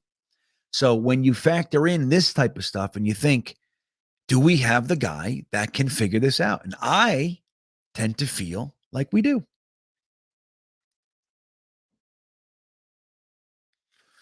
That's funny. Netscape or America Online.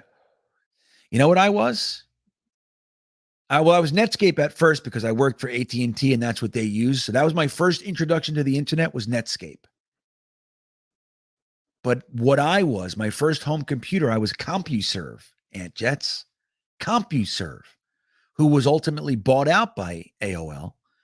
And when AOL had the goodbye or you have mail, lady, CompuServe had a guy, or it was the other way around.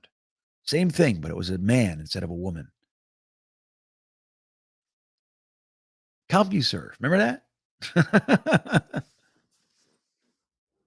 Google wasn't even in existence yet. I'll tell you what, look, Paris, let's make this argument, okay? Paris says Adam Gase was in control in Joe Douglas's first year. Now let's just really look at this through objective eyes, not one side or the other, just objective.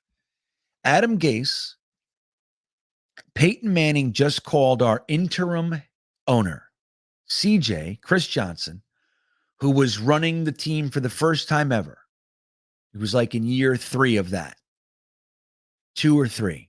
So he's running the team. Peyton Manning says, hey, you're going to love this guy. It's going to be the best movie ever made. Trust me. So he hires Adam Gase, but keeps Mike McCagnon after firing Todd Bowles. So the GM that was here for 4 years before that, Adam Gase was here for months and talked Christopher Johnson into firing him. Then talks Christopher Johnson in signing and hiring his personal hand-selected GM. And he didn't hire a GM to be his boss. They were at the same level. So they both reported to Christopher Johnson. Who do you think was in charge? Just saying. If it wasn't the Jets, it was just some other scenario where I just painted that. The guy comes in, he's here a couple months. He gets the incumbent guy who's been here for 4 or 5 years fired. Then as soon as he's fired, he takes one of his first-round picks, Darren Lee, and trades him to the Chiefs for a 6th minutes after he's gone, just to stick him in the ribs before he left. You know, Mike McCagnon's still cleaning off his desk, and he's all, hey, I just traded your first-round pick for a 6th. That's how I feel about you. That's how bad I think of what you do. You're terrible. So then he listens to him and hires his guy. I don't know why I have these on. Nobody's talking to me. My ears are killing me.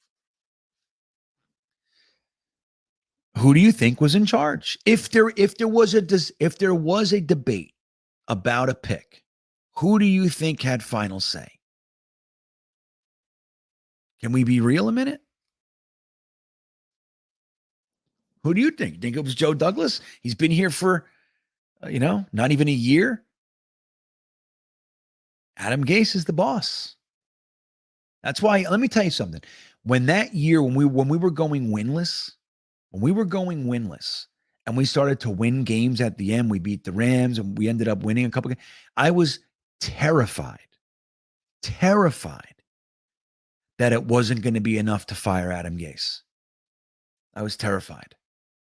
I made videos about it too. I was like, guys, this is scary. The fact that we started winning games, Sam had whatever, I forget the scenario, but I was like, I wanted to lose out. Not only did I want the number 1 overall pick, but the real reason was I wanted it guaranteed that Adam Gase was gone. I couldn't stand it. Him being here was the worst thing, the worst 2 years ever for me. You guys know how positive I am during the Adam Gase years. And even though I tried to be constructive, I would make constructive videos on Jetnation. Overall, everybody thought I was a doom and gloomer. They're like, GreenBean, yeah, he's a doom and gloomer, man. The guy's, he's never says anything positive. That was what I was during Adam Gase. Isn't that funny? You guys know I'm Mr. Happy. I'm getting killed today. You know how many people reached out to me since the injury yesterday? You know how many DMs I've gotten or comments like, I told you so? You know how many? Dozens. Because I'm a positive guy. And I put my neck out there for this type of shit. That produced. The 2020 draft is so tragic with all the injuries and letdowns. Let's hope Mims can make. I know, dude. I'm with you. Because let me tell you, most the picks, as far as the picks themselves, they were good picks. Again, P. Ryan was around early, in my opinion. Jabari Zuniga was around early. But if we took Zuniga in the 4th and P. Ryan in the 5th, it would have been perfect. But then in getting Bryce Hall in the 5th was the gem. That was it. Good night, Duncan, if you're still here. Crossfire says, what if we put Ruckert over on the right side to help block on the right side so we have AVT? Whoever the right guard is, and then Ruckert. You know, he isn't afraid of him. Well, totally. Same thing can be said for Uzoma. He's a good blocker too. But that's the thing. Like, you know, Crossfire, whoever it is that we put on the right side, I mean, you don't want to have to keep a tight end over there all day. Only, you know, that's needed to block. You don't want to have to do that, but you can lean that way and give that guy more help than the other side. You can make that your strong side. You can even put 2 tight ends over there, if you need, or you can send the running back that way too. There are ways to do it. There are ways to scheme around it. As long as the guy is serviceable, if he's an average, if you have an average tackle, you can get away with it. You can do it. That's why I would prefer to see Brandon Shell brought in, or Darrell Williams, or Eric Fisher. I'd like to see one of these guys brought in and then give Max Mitchell every possibility to win the job. And Chumi Doga, for that matter. You just said, dude, if you guys can beat out Darrell Williams, you start. If not, then we got Darrell Williams. There he is. Timmy Lamb Jones. Kyle Brady, baby.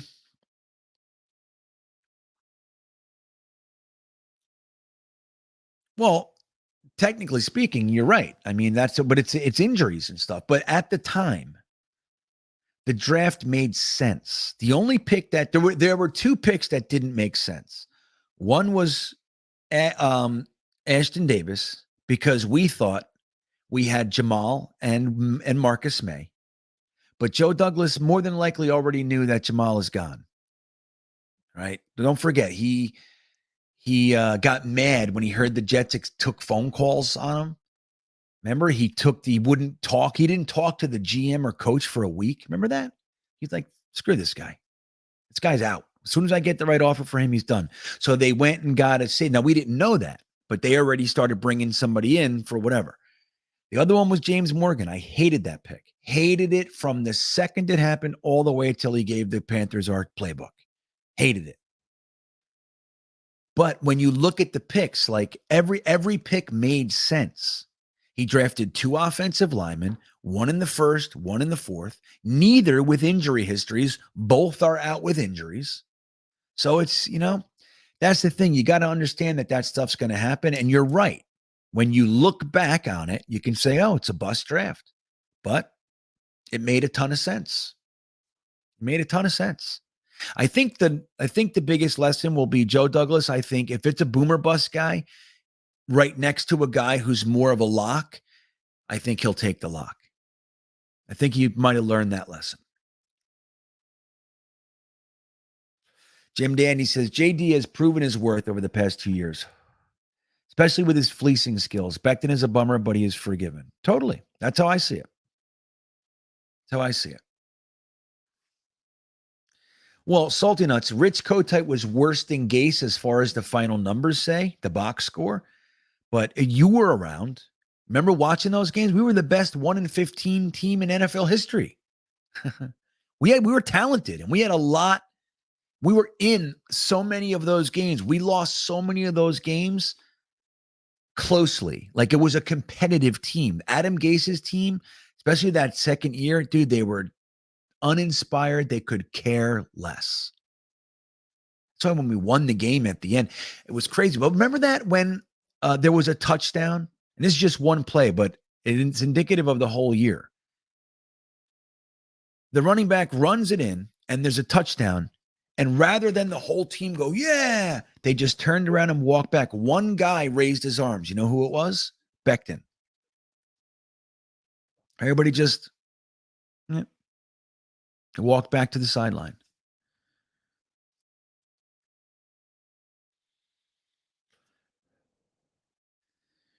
Levi Watts, I'm going to tell you, I'm not touching it, buddy. Not touching it. Sorry, my friend.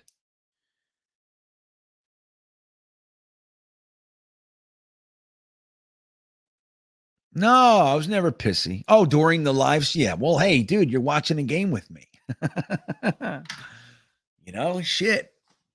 You got to think, like even during the draft and stuff, like we're putting ourselves out there, man. Like you guys are seeing me react in real time. Even if I'm a positive guy, like I have a process, right? And I go like, okay, all right. And then I'm good. My initial reaction is always negative. I'm like, it's my default setting. I'm like, what? Oh, okay. All right. That's how it is for me. I was raised in a Northeast New Jersey, Italian, mob style family. Everybody was angry. When I brought my wife to my grandmother's house in Nutley, New Jersey for the first time, like she wasn't my wife yet. She was my girlfriend. I was with her for like 8 months and we flew to New Jersey from Florida. She came with me and I brought her to my grandmother's house for like a Sunday deal, Sunday macaroni and gravy. Within an hour, my wife literally said to me, "Hey, are they gonna fight? Is there gonna be a fist fight in here?" She was freaking out. She was like panicked. There's gonna be a huge fist fight in here. I was like, "What? Who?" She's like, "Over there." I'm like, "Oh my God, like, no, this is great. Like, we're mellow. What are you talking about?" She came from a different world, man. We were like intense, screaming, everybody, screw you, blah, blah, blah, blah, blah. And that's not the way it is everywhere. I learned. But anyway, it's just the point is, he's like, my default setting is negative, but I have learned to consider all the aspects of a scenario before I make a firm conclusion. You know what I mean? So that's all. That's all. All right, let's start wrapping this up here. What do we guys? All kinds of John Gruden talk. I don't know what you guys. You're the nuts. Tell you what though, he's suing the NFL, isn't he? Suing the NFL, suing everybody. So I don't know, but this is where I feel. Nope. Right, Hawk. Nope. And Modine's got a good point. The 2020 draft does not even touch the IDZIC 12. The IDZIC 12 made so little sense from the word go, dude. From what the hell is his name? Calvin Pryor. Everybody went. And come on, if you watched that draft, there was no way in hell that you thought you would hear the name Calvin Pryor when we were up. It was Brandon Cooks. And if not Brandon Cooks, Kelvin Benjamin. It was like one of those guys. I think he was in that draft. It was one of the wide receivers. It was the strongest wide receiver draft in NFL history up to that point. And we desperately needed a wide receiver. It was clear as day, cut and dry, easy peasy, lemon squeezy. And Rex Ryan, not John Idzik, wanted a safety. And he wanted Calvin Pryor because, as he said in an interview when they asked him, why didn't you take HaHa Clinton Dix? If you were going to take a safety, why didn't you take the better one? And he said, because I wanted the safety that'll knock your head off. That's why. He told us. That's why. Because I value different things than the rest of the NFL. And then we waited till the 4th round to take a wide receiver. And the first guy we take lasted all but a few months with us. Jalen, what's his name? Jalen Saunders. Remember, he had the seizure, all kinds of stuff. It's crazy. That draft is Quincy Enunwa and a bunch of nobodies. That's all it is. RJ McPott, thank you, sir. He says, best pass pro right tackle available, best running blocking right tackle. Which one would you choose? Pass blocking. Pass blocking. 100%. All day, every day for me. I want an offense where my quarterback is standing on his 2 feet all day. That's what I want. And I value that. As much as I love good old-fashioned run game, I'll run it inside. You know, if you got a good pass blocking, if you have a good pass blocking O-line, like if they cannot get to your quarterback, the run game works. Because don't forget, a lot of people say, use the run game to open the pass game, use the run game to yep, and that works. But don't forget, you can do it the other way. If you have a team that has a poor pass defense, but a great run defense, and you want to open that up a little bit, start throwing the 15 mid-range passes and eat them up. So you better stick some people back there, buddy. You had better bring help. We're going to eat you up all day. We won't run once. And then they start opening up, and then you gash them. So it works the other way. Yes, you want to use the run game to set up the passing game, but it works the other way. So and the NFL is geared toward passing. That's where the money is. That's where the bread is buttered, RJ. So if I had to choose, that would be what I choose. Optimally, I want somebody who, imagine this, an offensive line that can do both. It's like the tight ends, right, RJ? How many times have we seen the Jets? They have 2 completely different skill set tight ends. They have tight ends that can block, Eric Tomlinson, and then you have a tight end that can catch, Austin Seferian-Jenkins. They can't do both. They're a liability in pass protection or run blocking. They don't do very much, or they cannot catch the ball. When they get wide open, everybody don't even cover them. They ball hits, and they can't catch it. I hate it. And then not for nothing, when you bring in Eric Tomlinson, he found himself another whole career over there in Baltimore. Good for him. He sucked with us, boy. When you bring him on, what does the other team know? It's a running play. It's telegraphed. It's all day. So it's like, I like guys that can do both. Like, I like tight ends that can block and catch, and they're out there, so get them. And I like offensive linemen that can pass protect and block in the running game. They're out there. Get them. But obviously your question was very specific in our specific situation. And if I had to choose one, I'm taking pass protection. Greg Zuerlein or Eddie Pinheiro? Zuerlein is the field goal, but kicked the 56-yarder. Pinheiro didn't miss a kick. The Jets better pick the right kick. I know, dude. And let me tell you, Paris, it's just, if there's one thing we can feel confident about, sad to say, is that we're going to make the wrong move. Doesn't it feel that way? If I had to pick one, Everclear, Thomas. Hold on. Thomas, this is seltzer water. This is my soda stream, buddy. See?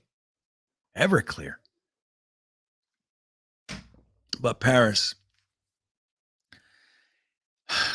I would go through the whole preseason and see what I want to see them in actual games. But I think Pinheiro is a young, very solid kicker. It was injury that ruined his trajectory. Zuerlein is at the end. He's on the end of his rope. But as we've seen so many kickers do, he can have another 5 years in him. So all I know is I'm with you. We better pick the right kicker. I would probably lean towards Eddie Pinheiro. He was good for us last year. He's good so far this year. It's hard to penalize a guy for that. So I don't know. I think I'm leaning Pinheiro, but again, I want to see, dude, I wouldn't end that kicking competition until I had to, until it was down to the final 53.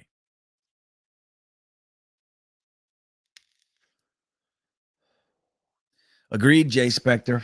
And I think honestly, it folds right into our best case scenario anyway.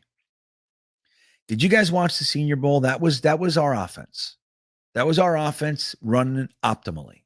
Now it was Rob Calabrese running it, but you saw it all day. The way they used the running game and the way they used the tight ends was what the Jets want to do.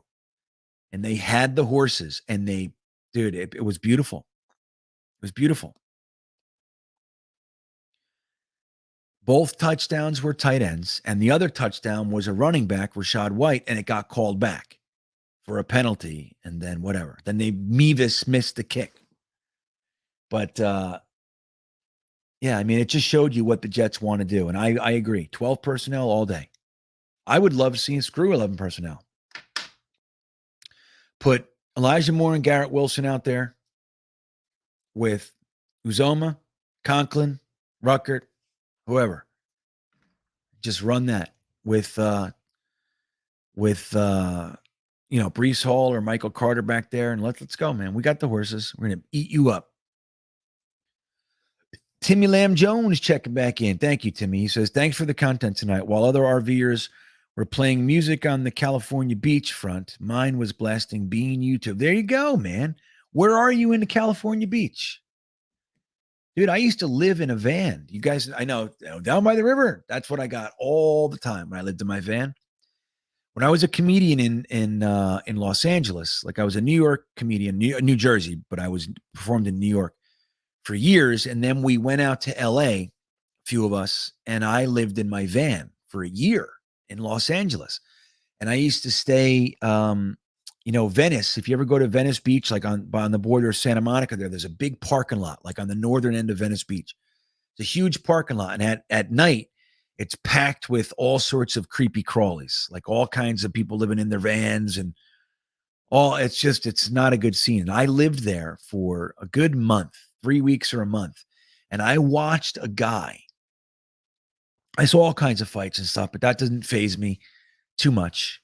I kind of just let them know, like, I'm not going to mess with you. I'm not one to be played with. So don't mess around with me. I just wore my friend used to say all the time, put on your angry face. Like when we would play football, he goes, all right, guys, angry faces, so that's, I know how to wear that. Right. So I wear my angry face. Everybody's just leave me alone. I'm just kind of I'm off to the side. That guy's creepy. Don't mess with him. He's, I had that going on, but I saw a few fights, a couple that were pretty violent. And I saw one where I'm fairly certain that it was like battery acid or like antifreeze or something like that, where these two guys threw this colored liquid that they threw it in this guy's face and it burned his face. And he was like, ah! I mean, it was bloody murder. And he screamed for his life. And they proceeded to beat him while he was screaming. That I literally started my van and left, and I've never been back. I went back to Venice a couple times, like as a vacation kind of daytime walking around, but I had never been back to Venice Beach at night. And I lived there for like another 10 months. It's like, So I hope you're not there, Timmy. That's what I'm getting at. That was scary, dude. Let me tell you. It takes a lot to really scare me when it's not to do with my kids. But when I saw that, I was like, no, this is a bad place. I need to go. I don't like it. Hey, Levi, you're the best. You're the best. Thank you, man. I appreciate you guys being here. This is a good time. It might be Snowball. It might be the Max. Where did it go? Where did it go? I just saw that might be the Max project. How happy would you be, though, if after all this mayhem that the 4th round pick that we just drafted ends up coming in and playing really well and ends up being our long-term answer at right tackle. Wouldn't that be wonderful? And then Becton comes back and he's our backup and whatever, you know what I mean? Like, whatever happens with Becton, wouldn't it be nice to end up having the guy be your draft pick? I don't know if that's possible, but it'd be nice. Where are you, Timmy? I wanted to know where you are. I just want to tell you. You don't have to tell me where you are. I'm just curious. All right. I get it. All right, guys, listen, thank you for watching. I will remind you that the Wayward Jets Fan Fund is in the description. If you want to help us get Jets fans who've never been to a Jets home game from around the country to a game this year, please consider donating to the fund. It's really, really fun. I also have my Jets versus question. I have who's going to start at free safety, Jason Pinnock or LaMarcus Joyner. I also have where will the solution to our right tackle come from? A free agent, someone else, or from the roster? You can win money by playing those games and picking the right choice. The links are in the description of this very video. And if you'd like to join the Beanbaggers and help support the channel, you can do that as well. The link is in the description. And guys, I appreciate you being here with me. Don't forget, if you haven't liked the video, so easy to do. I appreciate it when you do that. And if you haven't subscribed, that would be just fantastic. With that all said, I sincerely hope that you guys have a delightful evening, and I'll see you Thursday.